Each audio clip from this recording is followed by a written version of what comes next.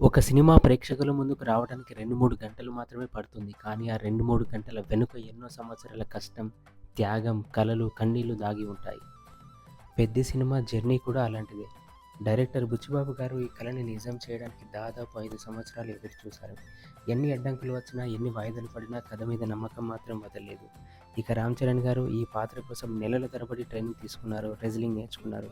గాయాలు ఉన్నా షూటింగ్ పూర్తి చేశారు. ప్రీ రిలీజ్ ఈవెంట్‌లో రామ్ చరణ్ గారు అన్న మాటలు, 'మగధీర', 'రంగస్థలం', 'ఆర్ఆర్ఆర్' టైంలో ఉన్న ఆకలి మళ్ళీ 'పెద్ది' సినిమాలో చూస్తున్నట్టు ఫీల్ అయ్యారన్నారు.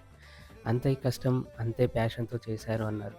మరో మాట కూడా చెప్పిందేంటంటే, మన చేతుల్లో ఉన్న పని మనం నిజాయితీగా చేయగలగాలి. మిగతాది ప్రేక్షకుల చేతుల్లో ఉంటుంది. అదే ఆర్టిస్ట్ యొక్క అసలైన నమ్మకం.